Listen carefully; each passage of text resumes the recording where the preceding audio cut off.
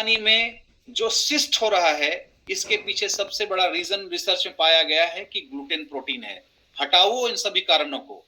आपका पेनक्रियाज जो उसमें बीटा सेल होता है, पेनक्रियाज के अंदर में जो बीटा सेल होता है, वही बनाता है इंसुलिन।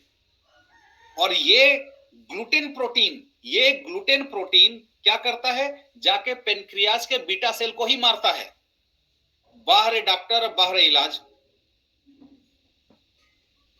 कि जो बीटा सेल को डैमेज कर रहा है, जो बीटा सेल में इंसुलिन बनाने की कैपेसिटी है, उसी को डैमेज कर रहा है ग्लूटेन प्रोटीन। और उसी रोटी को हम खाए जा रहे हैं। तो हमें अब यह समझने की जरूरत है कि क्या सिंपल खाना जिसको हम बोल रहे थे, रोटी और चावल, उस चावल और रोटी से जो हमें मिल रहा है, अब हम उसे समझने की कोशिश करेंगे।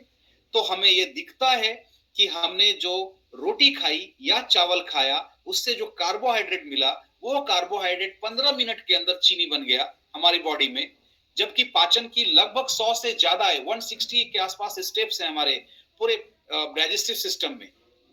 और उसमें से सुगर जो है ना, सुगर जिसको एनर्जी कहा जाता है, वो सबसे लास्ट में बनता है। वो पूरी प्रक्रिया में सबसे अंतिम चरण में बनता है, जिसको चावल और रोटी जो हम खाते हैं, उसमें हमारा 15 से 20 मिनट के अंदर बन के हमारे खून में आ जाता है। क्यों? कि इसको डिसिप्लिन करने के लिए इसमें फाइबर्स नहीं है। फाइबर जो कुछ भी था थोड़े बहुत, वो आपके चावल के ऊपरी छिलके में होता है। कहां मिलता है अब वो चावल जिसका ऊपरी छिलका आपको दिखे?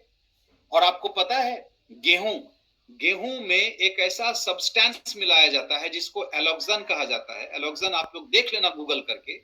एलोक्सन एक ऐसा केमिकल है, जिस केमिकल को लेबोरेटरी में जहां पे दवाइयों का परीक्षण होता है, उन परीक्षण के दौरान चूहों पे जो परीक्षण होता है, और चूहों को ब्लड शुगर कैसे हो, इसके लिए उनको एलोक्सन दिया जाता है, ताकि उनका बीटा सेल कमजोर पड़ जाए और उनको ब्लड शुगर हो जाए।